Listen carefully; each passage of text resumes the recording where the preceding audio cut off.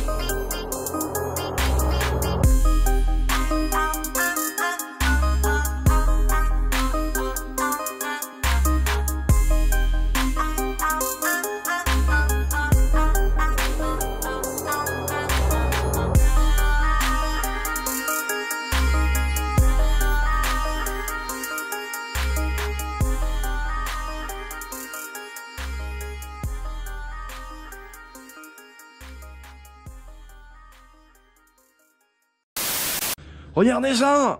Oh, oh c'est beau. Bon Dieu que c'est beau. La 465, elle est remontée. Je vais vous la sortir pour vous faire un plan un peu plus de type tuning. Donc voilà les amis, j'ai sorti la meule. Oh la 335. Oh la 530 des champs. Regardez ça. Ah c'est beau. Alors là, la petite 465, ça y est, elle est remontée, elle tournote. Babas a fait un freinage arrière, il est arrivé pour freiner. La flasque s'est arrachée, là t'as une barre en fait qui vient ici pour tenir la flasque, parce que c'est un frein à tambour. Et toute la barre s'est coupée en deux, elle a fait un tour, elle a tourné autour de la roue, tout s'est arraché. Donc là j'ai mis un axe de piston de 500 CR, là, juste ici, là, pour faire une entretoise, comme qui fait l'épaisseur de la flasque normalement, pour rouler sans la flasque. Et donc j'ai demandé à mon ami, d'ailleurs ça va être imminent, mon ami qui est en train de créer le plus gros site internet, où il va y avoir de la pièce bécane, des choses introuvables, etc. Donc c'est encore lui qui m'a trouvé en une journée les pièces que j'arrivais pas à trouver. Il m'a trouvé la barre, il m'a trouvé la flasque, il m'a trouvé les garnitures. Donc, mais je vais bientôt en parler parce que sa boîte ouvre bientôt là, il est en train de fignoler tout ça, mais ça va être vraiment un truc de ouf. Il va y avoir, mais ça se compte en milliers de références, mais ça va peut-être être même des centaines de milliers de références, donc c'est vraiment un truc de ouf. Ne vous inquiétez pas, j'en reparlerai en détail dans une autre vidéo. Donc c'est lui d'ailleurs qui a trouvé toutes les pièces de cette moto. Mais ça sert à rien de m'envoyer des mails, etc. les amis, parce qu'on va refaire une vidéo vraiment dédiée où je vous expliquerai tout comment ça fonctionne sur son site, etc. Donc c'est lui mon petit héros qui m'a trouvé toutes les pièces. Ça a été plus une galère, dites-vous les amis, que sur la 500 CR. Donc on a changé, on a refait le cylindre. On a mis le piston qu'on avait. Parce que le piston était quand même très propre. Au début je voulais le changer, puis après je me suis dit putain ça fait chier de changer un piston alors qu'il est en très bon état, donc j'ai remis le piston avec une segmentation. L'embrayage, la cloche d'embrayage, tout ça, ça avait dû exploser un jour parce que c'était tout neuf dedans. Donc on a changé le vilebrequin qui avait un petit peu de jeu, on a mis des roulements de vilebrequin qu'on a fait faire sur mesure par SKF, je crois, un truc comme ça, parce que introuvable, mais vraiment introuvable. La pochette de joint on l'a trouvée en occasion, mais tu sais, neuve, tu sais, c'était un surplus de stock, donc c'était une vieille pochette de l'époque qui se vendait dans les années 80. Donc pochette de joint, on l'a réussi à la trouver complète sur eBay dans le monde. Petit filtre à air neuf. Qu'est-ce que j'ai changé d'autre là-dedans? Pas grand chose finalement. Hein. On a mis vilo, roulement, pochette de joint complète, on a remonté le piston, on a refait le cylindre, on a vérifié toute la boîte, on a renettoyé la sélection, etc. J'ai mis un filtre à air neuf, j'ai remonté la vieille ligne d'échappement parce que c'est vraiment très cher les pots d'échappement là-dessus. Autant la 500 CR j'étais un peu sur le cul de voir que ça valait 500 balles, que là c'est vraiment abusé. Donc on a remonté le pot d'échappement d'origine en attendant de réfléchir bien avec Babas parce que c'est vrai qu'il est pas très beau. Mais je vais vous expliquer après la tournure de l'histoire. Donc on a remonté le bazar, le pneu arrière c'est celui d'origine donc il est tout dur et tout, ça adhère quand même parce qu'il est très gros et qu'il y a des gros crampons, mais il est assez sec. Devant j'ai mis un pneu de motocross d'aujourd'hui d'occasion avec une chambre à air neuve parce que c'était vraiment pourri. Les joints spi ne sont pas morts, comme quoi ils nous prennent des fois un peu pour des cons. Moi ma moto elle est de 2018, les joints spi sont morts avec les bagues à l'intérieur de la fourche. La moto là elle a 30 ans, les joints spi ils fuient pas frère. Mais vraiment à l'époque ils savaient faire des meules, hein, ça je te le dis. La poignée de gaz, on a fait ça un petit peu comme des gitans parce qu'elle n'est pas arrivée. Tu vois, le câble il passe de travers et tout, j'ai mis du scotch. J'ai vraiment fait ça comme un gitan parce que là j'avais pas le choix, c'était juste pour pouvoir la démarrer. Mais bon, elle marche bien. Cependant, elle marche bien. Mais du coup, j'ai commandé une poignée de gaz neuve. Donc comme ça, on aura tout ça de beau. On a remonté le kit plastique d'Orige. Donc qui est un petit peu fatigué, un petit peu usette. J'ai changé la cocotte parce que le levier était complètement écrasé, éclaté, pété, machin. Voilà. De l'autre côté, ça donne ça. La petite boîte à air. J'ai racheté aussi, voilà, c'est ça, j'ai pas parlé de ce côté-là. L'allumage à l'intérieur, l'allumage était mort, le stator était complètement cramé. Donc le stator, c'est la pièce qui tourne pas, où il y a le bobinage en cuivre. Et c'est sur cette pièce-là que vient tourner un aimant pour induire de l'énergie. Et c'est ça qui donne l'étincelle à la bougie. Donc ce système-là, en fait, qui reçoit l'énergie, enfin qui crée l'étincelle avec le passage d'un aimant pôle nord, pôle sud. Ça, vous pouvez regarder sur internet si ça vous intéresse. C'est comme ça qu'en fait qu'on fait l'étincelle à la bougie dans le cylindre et que ça vient exploser le mélange air-essence pour faire fonctionner un moteur 2 temps ou 4 temps. Dans tous les cas, ça fonctionne comme ça. Et donc l'allumage, c'est un bobinage en cuivre autour duquel tourne un aimant, où c'est une série de pôle nord, pôle sud. Donc ça attire et ça repousse, pour donner un ordre d'idée. Donc tu as un aimant pôle nord qui attire, un aimant pôle sud qui repousse. Et à faire ça, en fait, ça vient induire de l'énergie dans le bobinage en cuivre. Et c'est comme ça que sont faits les moteurs électriques. Un moteur électrique, c'est un bobinage en cuivre avec un aimant qui tourne autour. C'est ça qui fait, hein, dans une perceuse, dans un sèche-cheveux, dans un ventilateur, dans tous les moteurs électriques qu'on connaît. C'est ça. Et après, tu as les nouveaux moteurs électriques, les brushless. La seule différence, c'est que l'axe où tourne le bobinage en cuivre, et soit il y a des roulements et des charbons, soit il y a des roulements et c'est simplement des roulements et il n'y a pas de charbon. Le charbon, c'est lui qui vient faire passer l'énergie du cuivre dans le système pour après aller au moteur ou faire tourner le moteur ou aller à la bougie, etc. Et là, les brushless, il n'y a pas de charbon. Donc ça fait moins de frottement, donc plus de rendement, plus de tours minutes, plus de puissance. Mais vous pouvez regarder sur YouTube si vous voulez, vous mettez fonctionnement d'un allumage de moto ou fonctionnement d'un moteur électrique à charbon et moteur électrique sans charbon de type brushless. Donc voilà, si ça vous intéresse, vous pouvez regarder, c'est hyper intéressant de voir comment est créée l'énergie depuis un aimant et un bobinage en cuivre. Et c'est des trucs qu'on retrouve partout. C'est ça qui fait que votre voiture elle démarre tous les matins, parce que dans l'alternateur, il y a un bobinage en cuivre qui tourne et qui induit de l'énergie dans la batterie pour pas qu'elle se décharge à chaque fois que vous démarrez votre voiture. Les filles qui sèchent leurs cheveux, il y a ça dedans. Les gars qui ont des perceuses, il y a ça dedans. Et enfin voilà, c'est vraiment partout. Donc vous pouvez regarder si ça vous intéresse les amis. Donc nous on a changé ce système parce qu'il était mort. Et j'ai changé aussi le petit carter Suzuki qu'on voit là parce qu'il était tout simplement absent. On a fabriqué avec mon ami Babas une cartouche. On a pris la cartouche de la 500 CR d'origine. Bon bah là c'est une 465, c'est des grosses cylindrées de temps, ça tombe bien, on avait un pot. Et on a bricolé ce petit silencieux là. Donc en fait je l'ai coupé là au milieu pour que ça fasse une toute petite cartouche droite. Et on a ressoudé l'embout, on l'a réadapté sur la ligne de la 465 pour avoir un silencieux parce qu'il n'y avait pas de silencieux avec la moto. La moto on l'a eu, je sais pas si vous vous souvenez, dans l'épisode numéro 1, elle était en pièces. Il manquait pas mal de choses, il y avait le bout d'échappement qui était tout rouillave, mais il n'y avait pas le silencieux, il manquait pas mal de trucs.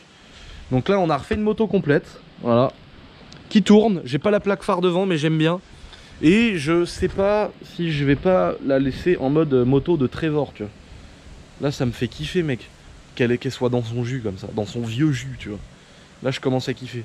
J'ai envie, on est d'accord, j'ai envie de mettre les carénages neufs, de toute façon je les ai commandés.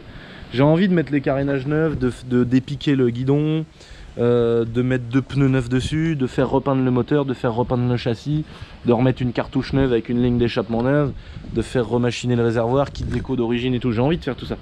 Mais en même temps, je la trouve putain de stylée, tu sais, comme ça. En mode moitié Mad Max, tu sais là.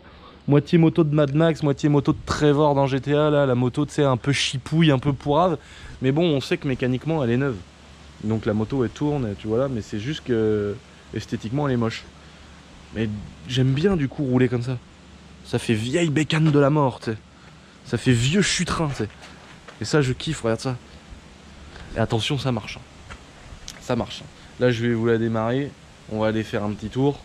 Je vais vous faire 2-3 belles petites images et on revient juste après les amis.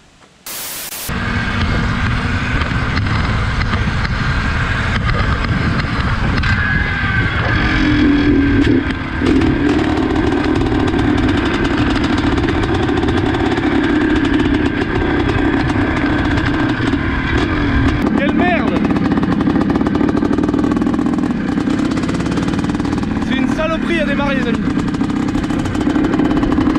Alors à chaud ça va, mais à froid la compression mon gars, tu te casses la jambe.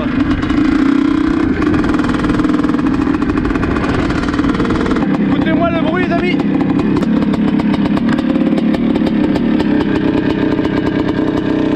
Ça fait un beau bruit de gros de temps.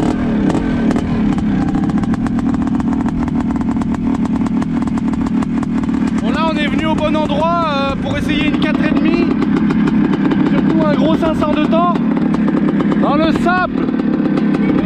Là tu vas voir, dans le sable ça fouille.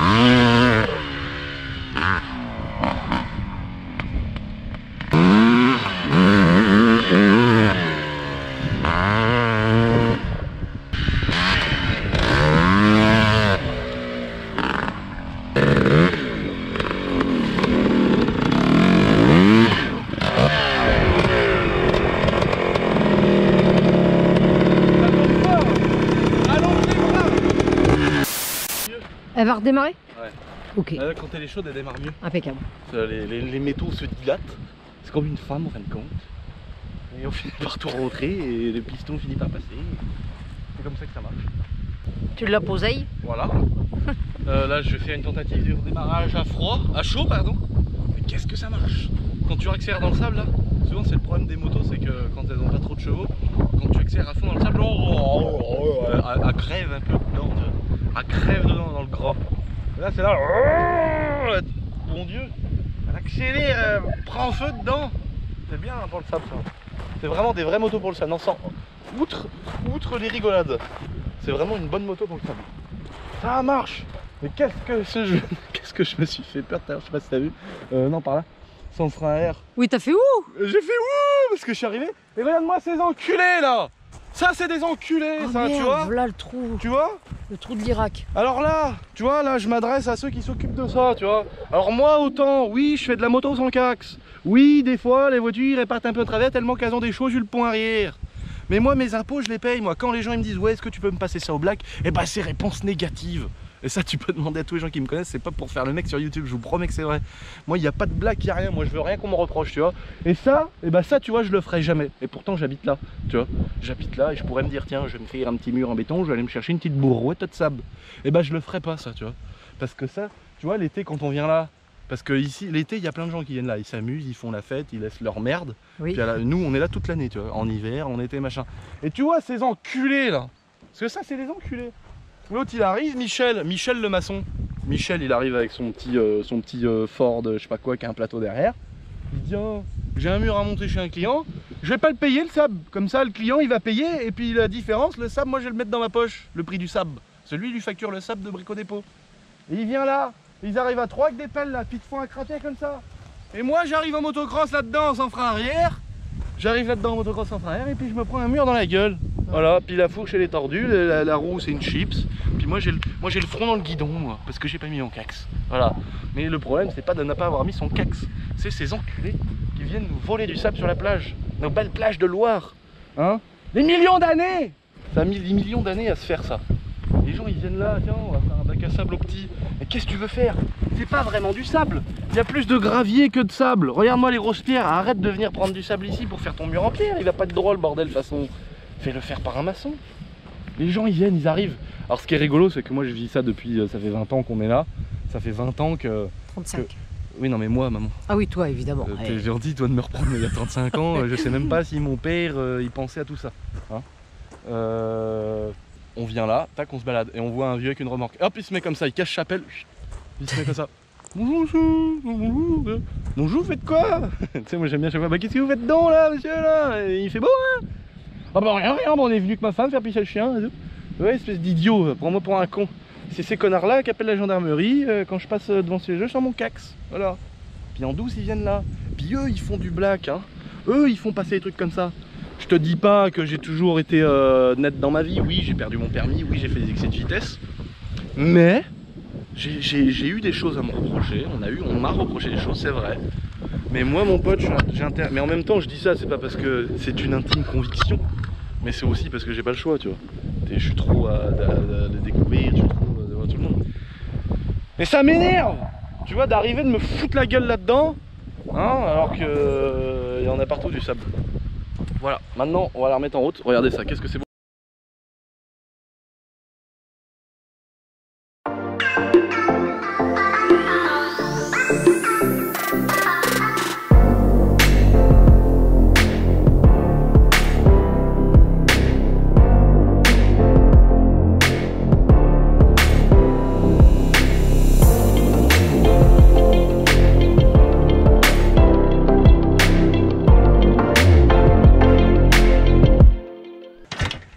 Il y a une technique les potes quand on veut démarrer un 500 de temps. Donc bah moi j'en ai pas 36, les techniques c'est faut choper le point de compression le plus dur là, celui qui casse les tibias là. Tu vois, là je suis dessus là. Il faut le passer tout doucement comme ça. Tac. Et là tu remontes et là tu criques.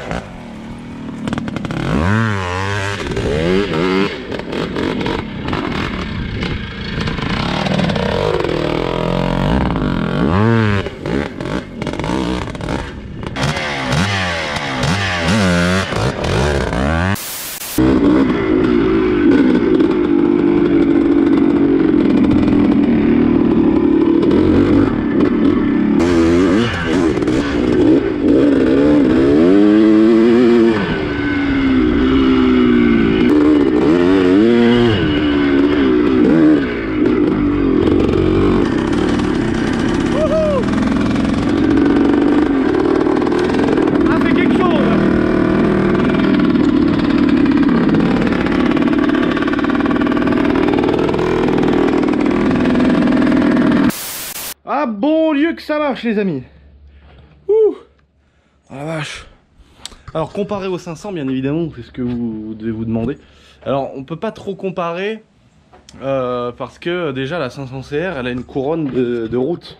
Tu vois le diamètre de la couronne à l'arrière de la transmission ça joue énormément. Donc là tu vois il est tout petit et le pignon devant il est vraiment très gros.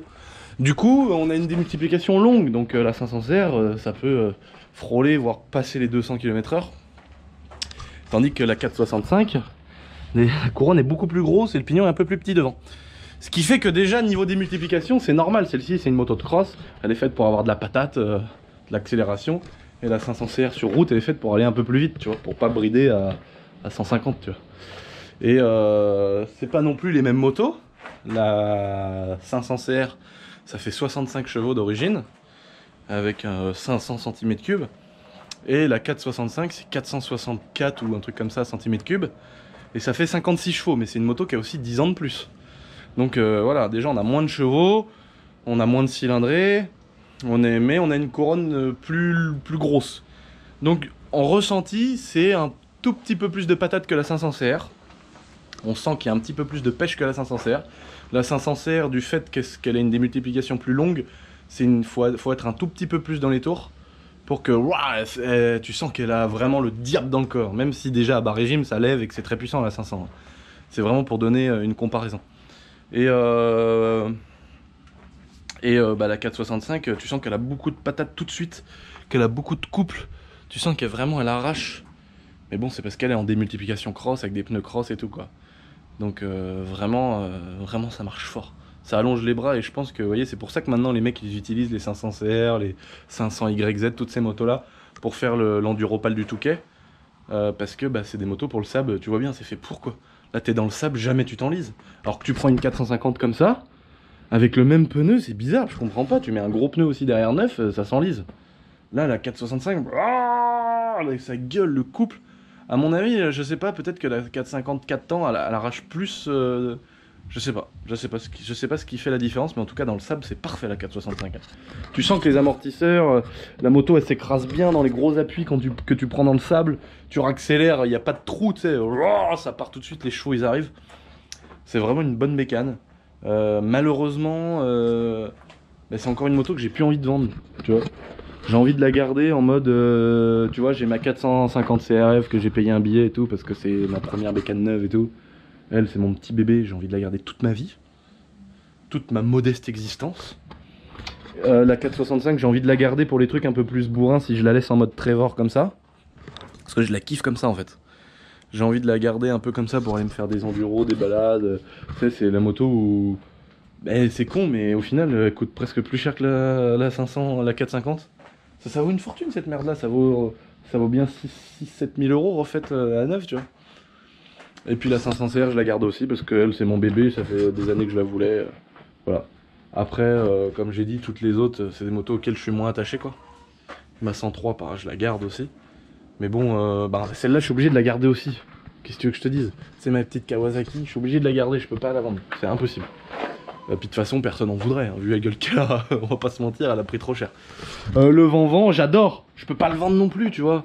Je vais me faire plaisir, elle a des gros pneus, je suis en train de tout refaire, je peux pas la vendre. Tu vois, c'est... Alors là, vous allez dire, bah attends, Boulon, t'as pas l'impression que t'exagères? Quoi? Maman, la belle table que t'as fait pour la petite moto? T'as vu? Oui, je vous ai pas montré ça les amis, je me suis fait une petite table. Oh. En bois, bien évidemment.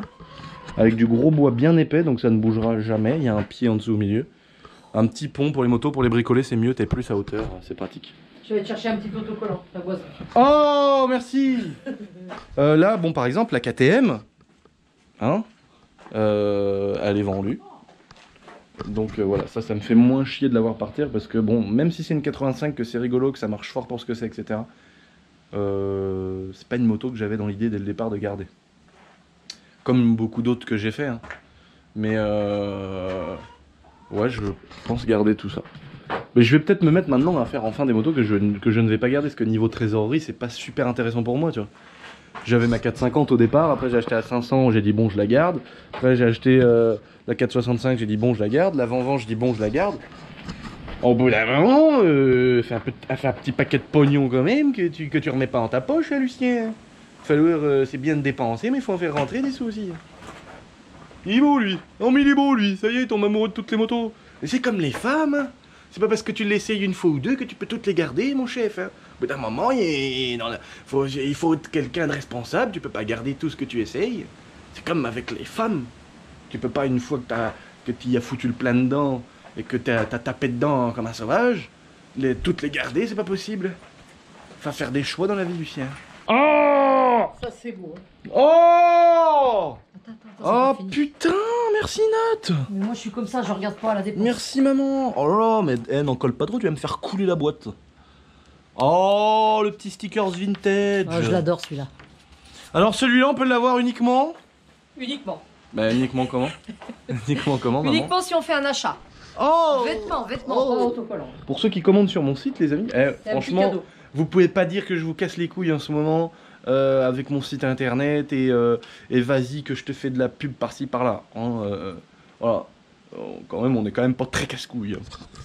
Ce petit autocollant vintage là, voilà, celui-là, tu l'as quand tu commandes un vêtement sur mon site, il est fourni avec petit autocollant offert, ça fait plaisir, ouais. Voilà. Et ce petit autocollant là, celui-ci là, bah celui-là il est disponible sur le site aussi, hein. Je vais pas te mentir. Donc voilà. On a eu les petites vacances là, où on a été de faire des vidéos, bon c'était plus ou moins des vacances à Las Vegas, etc. Donc on a eu une semaine de retard. Et je sais qu'il y a souvent les copines qui achètent à leurs copains, ou les mamans qui achètent à leurs enfants, qui m'envoient des mails en me disant ah, j'ai pas reçu mon colis, comment que ça se fait, etc. On a eu du retard, ça c'est clair et net, mais en fait depuis que j'ai ouvert mon site, depuis que j'ai commencé mes vidéos YouTube, je suis tout le temps en train de dire que j'ai du retard. Il y a eu une période là avant qu'on parte où on n'avait pas de retard, tout arrivait en bon moment, etc. Et bah là, vu qu'on est parti une semaine, il y a quelqu'un qui s'en occupait un petit peu mais qui pouvait pas faire les expéditions. Donc on a eu du retard, mais tout est parti hier. Hier on est reparti, on a donné 3000 à la poste et c'est bon, tout est parti. Donc ne vous inquiétez pas les amis, si vous attendez vos colis, qu'il y a eu un peu de retard, je suis désolé. mais ça va arriver. Voilà, là tout est parti, on est à jour depuis hier. Donc là ça repart pour une nouvelle tournée. Donc voilà les amis, j'espère que cette petite vidéo sur la 465 RM 1982 Time Ocean 568 cubes vous a fait plaisir. Ce n'est pas une 500, c'est une 465. Je vous embrasse et n'hésitez pas à vous abonner. Il y a aussi des petites photos sur mon Instagram si ça vous fait plaisir de me rejoindre sur Instagram. On est 175 000 je crois. Peut-être que je rajoute un petit peu de gens. 170 000. On est 170 000 sur mon Instagram. C'est énorme. Ça me fait trop plaisir. Donc n'hésitez pas à y aller, à vous abonner. Et puis voilà. Et puis voilà, comme ça tout le monde est content. Hein? On va pas se mentir. Hein? Même sur ma petite chaîne YouTube. Tu peux t'abonner sur ma petite chaîne YouTube, tu vois les nouveautés qui arrivent, et autres choses. Là, c'est une petite vidéo que j'ai fait cette semaine. Mais il y a toutes les vidéos de Las Vegas qui arrivent, d'une Nevada, de quand on défouraille depuis les hélicoptères, quand on va visiter le musée des hot rods et tout le bazar et tout. Donc, si tu veux voir des belles images des USA et tout ça, bah faut que tu t'abonnes parce que sinon tu vas pas recevoir la petite notification. Et même quand tu t'abonnes, je vais pas te mentir, il faut que tu appuies sur la petite cloche. Parce que sinon, ils t'envoient une notification sur 25. YouTube, ils sont gentils. Hein. Donc, il faut cliquer sur la cloche de notification et mettre recevoir tout le temps les notifications. Ça va, il y a 3 vidéos par semaine. Ça va pas faire que 10 vibrer dans ta poche non plus, tu vois. Donc, voilà. Ne fais pas le chien de la case. Abonne-toi, tout le monde est content. Voilà. C'est beau. Allez, topette, les amis. J'arrive dans la camping de la voisine, je vois pas quoi, l'espèce de consanguin de ses morts en train de bouillave le tchoukel. Incroyable, j'ai jamais vu ça de mes yeux. T'es là-dedans ?